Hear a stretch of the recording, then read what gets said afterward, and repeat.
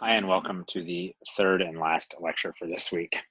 We're going to transition now from talking about fiscal policy to talking about regulatory policy. Together, these two types of policies comprise the two general classes of actions that governments take part in.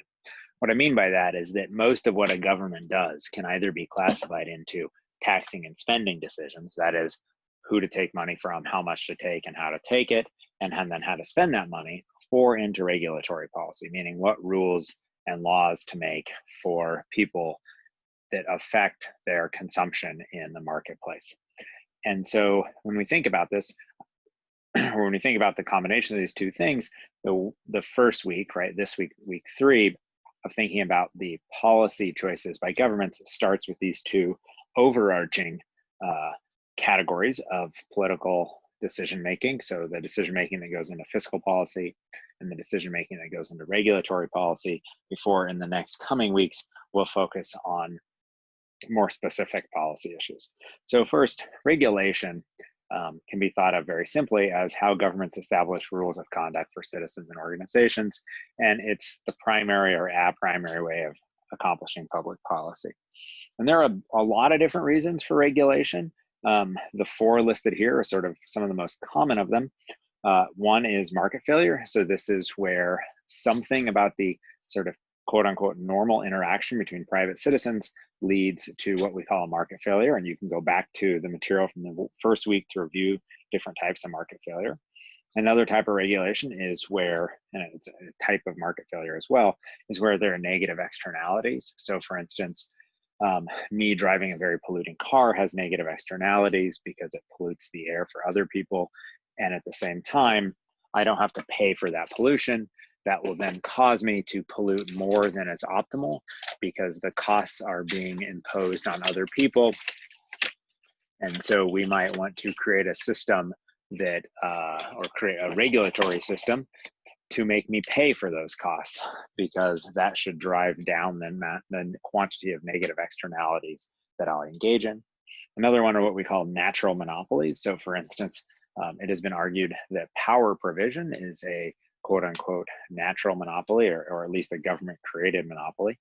And so we want to allow power companies to have a monopoly, meaning they get to provide power to a particular region and they're the owner, particular city, and they're the only company that provides that power. But then we need to regulate how much they can charge and how they decide what to do, or else we fear that they will engage in monopoly pricing behavior and take advantage of consumers.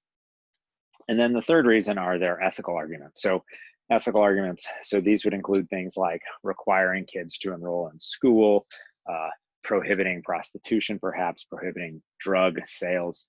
I'm not arguing that these are good or bad, but rather these are types of ethical regulations, sort of in the category of social things that we think there are ethical reasons to engage in. Okay.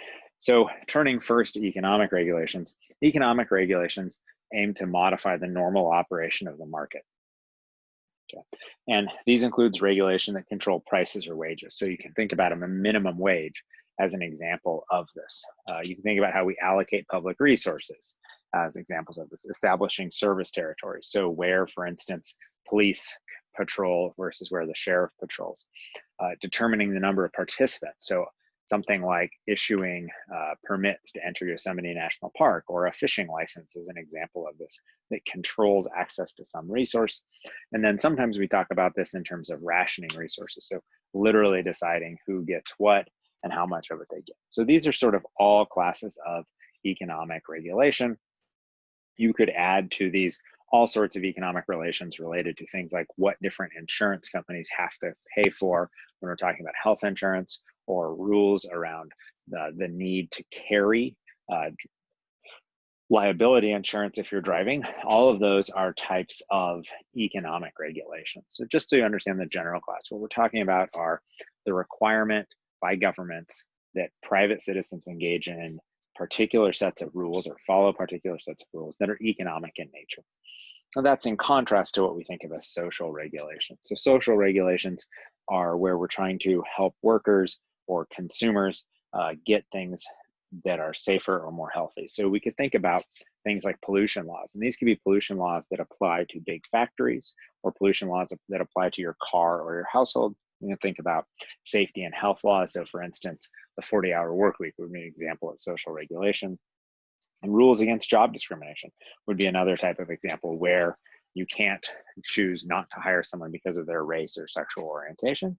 And then, of course, we also have laws that only apply to certain businesses. So consumer protection laws for businesses producing and selling consumer goods. Now, importantly, just because these regulations are there doesn't always mean they're good things. And so, for instance, there's a long history of using regulations to achieve racist or sort of racially motivated goals. So whether that's things like zoning or sometimes permitting process to become a cosmetologist, right? Somebody who does hair. Lots of these different regulations are used for reasons that we might think of as less than ideal reasons, even though they're passed by sort of the public government. And we might argue that they exist to improve working conditions. So you shouldn't take what I'm saying to mean that economic or social regulation isn't necessarily a good thing. It could easily be a bad thing in design, meaning it was designed to do something we don't think is good from a normative perspective, or that it has a negative effect even if it was designed to do something good. And so one of the things we're going to reflect on later in this is under what conditions do we think we get regulations that are more about truly achieving some public good versus private good. Okay, but before we get to that, just to sort of think about the scope of regulation in the United States, if we look at estimates from the cost of regulation in the United States, you can see that in constant dollars over the last 60 years, there's been a massive increase in the costs, the budgetary costs of federal regulation. What we mean by this is how much of the US budget is devoted to regulatory activity. And you can see just this massive increase in this. Again, I don't mean that this is necessarily good or bad, but it's a fact that there's been this significant increase. And in particular, what we've seen is a large increase in social regulation. So these are regulations, keep in mind, that are designed to achieve some social good. Okay. Many of these things came for good reasons. So these are things that came out of things like the Voting Rights Act or the Civil Rights Act, where we then spent lots of money to try to enforce the rules passed in those bodies of legislation. And so just because we call it regulation doesn't necessarily mean it's bad. And in many cases, we might think it's very useful. You can also look at staffing. And so we see similarly that staffing in regulatory agencies has grown quite a bit. There's an interesting big spike you see in particular there after 2000, and that's basically the expansion of the Transportation Security Administration and the Department of Homeland Security, which saw this massive growth in regulatory agents, right? The number of people hired for regulatory agencies. So this suggests in both of these two figures, if we go back to the prior figure and forward to this current figure, that there's sort of been an expansion in regulation. At the same time, it doesn't mean the expansion has been constant, and it doesn't mean that the expansion has been consistent across all areas. So what I mean by that is that some areas over time have seen deregulation, other areas have seen increased regulation. And so, for instance, the federal trucking policy and airline policy in the United States has seen substantial deregulation over the last 40 years. The financial industry has seen waves of regulation and deregulation. And so when we think about regulation in the United States case, we shouldn't think about it as simply something that started and always keeps going, or something that started and never keeps going, right? There's sort of this constant ebb and flow across different domains of both deregulation, meaning reduction in regulatory activity, or re-regulation, meaning an increase in regulatory activity. Okay? And there's lots of examples of this. Some of those that I mentioned here that are also mentioned on this slide are activities where this has happened, both deregulation and then re-regulation over the last 30 or 40 years. The reason why this is important to think about both regulation and deregulation is because it brings to mind and really clarifies the extent to which regulation is a political choice. Regulation isn't just something that either happens or doesn't happen, rather it's a political behavior and politicians choose to do it. And as a result of that, right, it means we're going to see ebbs and flows with changes in the political environment in which we exist. And that's a really important thing to think about, because it brings us to the next sort of important thing when we think about regulation, which are what are theories of regulation that explain for us what types of regulation we're going to get and under what conditions we get them. So the first one is one that sort of we might be familiar with, which is what's called the public interest theory of regulation. And here regulation is enacted to correct market failures. So Congress passes and bureaucrats implement regulations that enhance the public interest, right? Things that make us better off are what Congress and bureaucrats choose to do. Now, this is on one hand, I think, true under some circumstances, but on the other hand, sort of a fairy tale version of regulation. Because once we recognize and remember, right, where we started off, which is that politicians are going to engage in actions that they think will benefit their reelection prospects, and bureaucrats will engage in actions that they think make them better off, it's not clear why we would necessarily find that regulation is necessarily enacted to correct market failures. And so that led to a different strand of literature, which suggested that regulation is enacted for private interests or capture theory. So here, producers, so I mean economic producers, manipulate or influence the government to enact regulations that maximize their profit regardless of the public interest. And so what we mean by here is that Congress and bureaucrats become, at least in part, agents not of voters per se, but rather of special interests. And this is an important sort of different way to think about than the public interest theory, because here this brings in other actors into the sort of regulatory story, and it brings in those with money who have the ability to influence what is done by Congress. So for instance, when we look at things like deregulating of the federal airline industry, we might ask ourselves questions like, is that in the public interest, or was that done to benefit private airline, right? Big airline companies. And of course, it could be that it still benefit us, right? It made airlines much less expensive than they used to be, but at the same time, it may have also benefited the airlines themselves. So these are sort of two different strands of ways to think about regulation. So regulation in the public interest versus regulation that is designed to protect industries. And what we really mean by that is designed to protect industries from competition or designed to increase their profits, right? To make them more profitable. What you should all do now is you should go to this video and watch this video about iron triangles or private interest regulation that helps clarify more of the tension between this public interest theory and the private interest theory of regulation.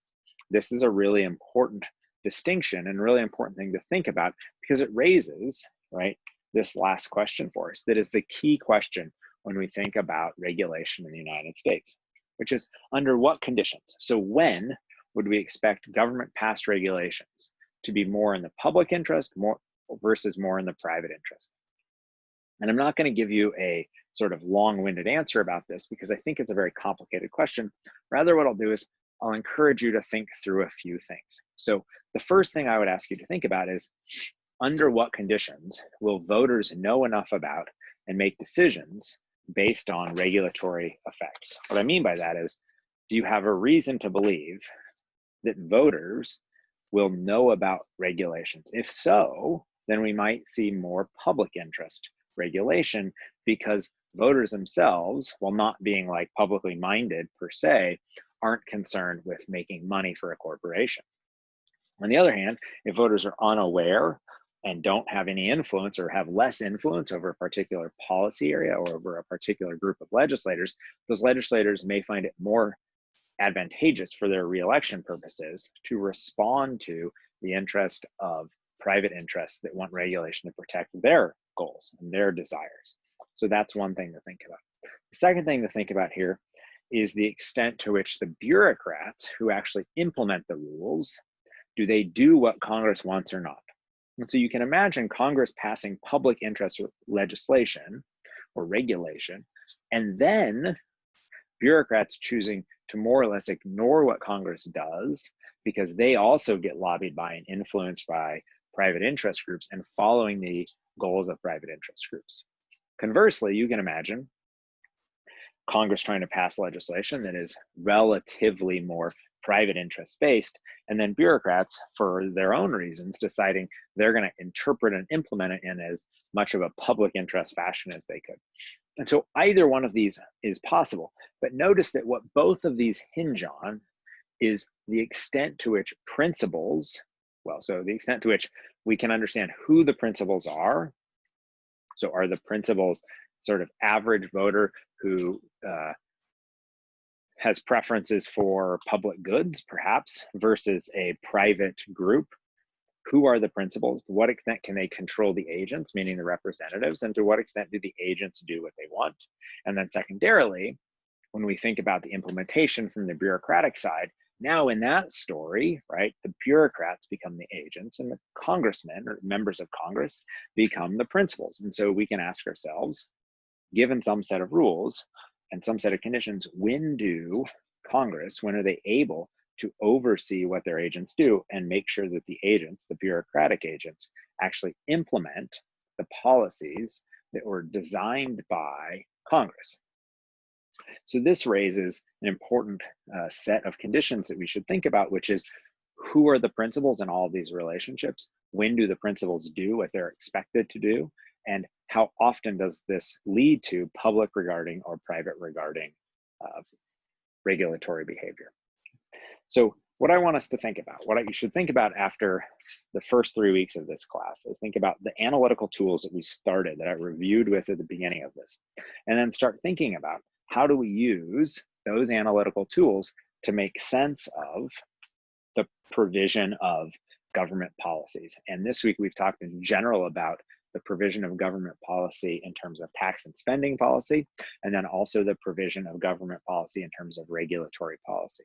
So understanding those two major issues, right, is the first step towards where we're going to go next week, which is understanding the provision of policy in a much more narrow domain, where we're going to move from these sort of general classes to specific policy issues.